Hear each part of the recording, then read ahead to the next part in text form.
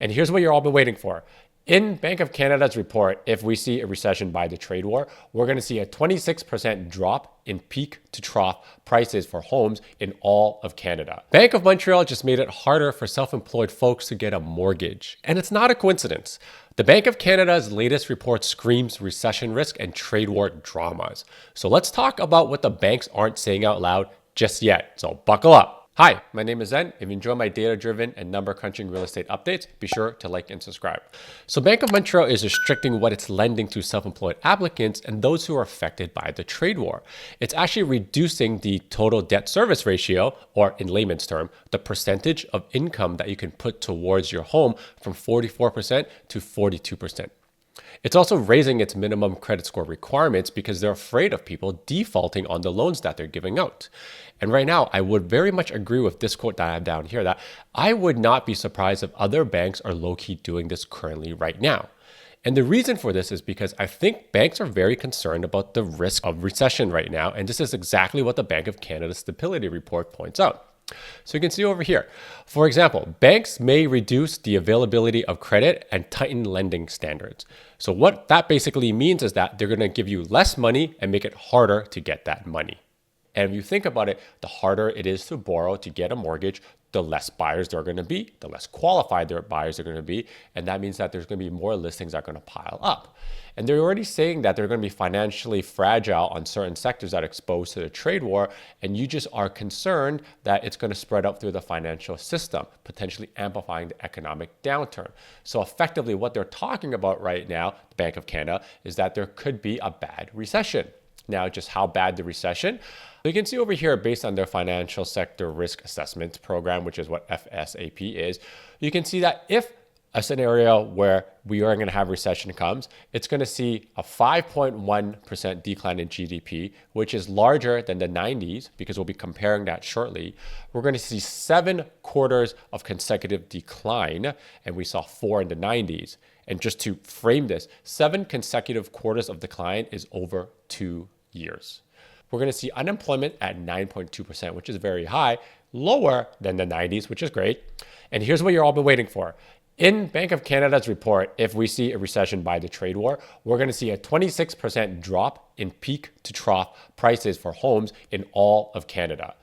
In their assessment, they said that it was only 8% in the 90s. So these numbers are for all of Canada, but I pulled up the numbers to show you how it compared to Bank of Canada's assessment for the numbers for housing peak to trough in the Greater Toronto Area. Before you even think about selling, don't let another chatbot price your biggest asset. Your property is not just another number. Hit the link in the description below and I'll send you a personalized assessment with real data and expert insights so you can sell with confidence on your terms. So you can see in this chart over here that from the peak to trough, so the highest price point being $268,000 in the 1990s, it dropped as low as $217,000, which accumulated a 19% drop. Now, when you put that into today's terms, that seems like a very small drop because realistically, that's only $50,000. But as a percentage, it's 20%. What we have experienced or are experiencing right now is that the peak pricing was really high at 1.33. You can see that being over here. And it zigzagged up and down like this. But right now, where we are at the end of April with the numbers is that it's 1.1 million. So we've been down about 17%.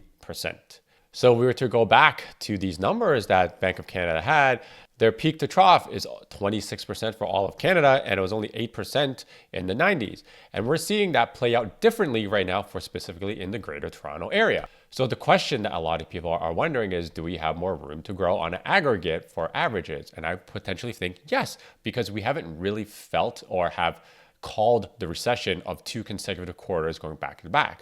So if we do not strike some agreement with the US and the trade war persists, the economy is going to get really, really bad. And then we can probably see more average price drop. And it's not because what bears want to think where, Toronto real estate prices are overvalued. It's because in a really bad recession, when people lose their jobs, they cannot pay for their homes, they cannot service their mortgages, and therefore they have to sell. And in the current landscape right now, when we have so much inventory, so much unsold properties, the chance of them selling is only going to happen when they drop their prices. So it becomes a kind of waterfall effect. When people lose their jobs, they have to sell. To lose their job, they have to sell for even a lower price. You can see in this report that If households get laid off, they're going to struggle to pay off their debt, and that's why they're going to have to sell off their home. So currently, if you look at this chart down here, it talks about the percentage of arrears after 90 days. So someone missing a mortgage payment after 3 months. In the 90s, it got as bad as 0.64%. So that's not 64%, that's 0.64%. So 60% of 1%, or 64 bips for those of you who are into math. And that is a historically high rate. So what this means is that in layman's terms, if you take 1 divided by 0.064%, that means 1 in every 156 homes are in arrears. And that's as high as it got. Now, currently, right now, we are at 0.22, which is a historically fairly low amount right now. So you take that number, divide by 0.22, you're looking at 1 in every 454 homes are actually going to be 90 days in arrears for mortgages, which is actually not many. But if we continue to see the economy get worse and people get laid off and they can't service their mortgage debt, we're going to see arrears in the 0.56 range. So if we're to get into 0.56 range, what that means for layman's terms is that you're going to have 1 in 176 homes that are going to be in default.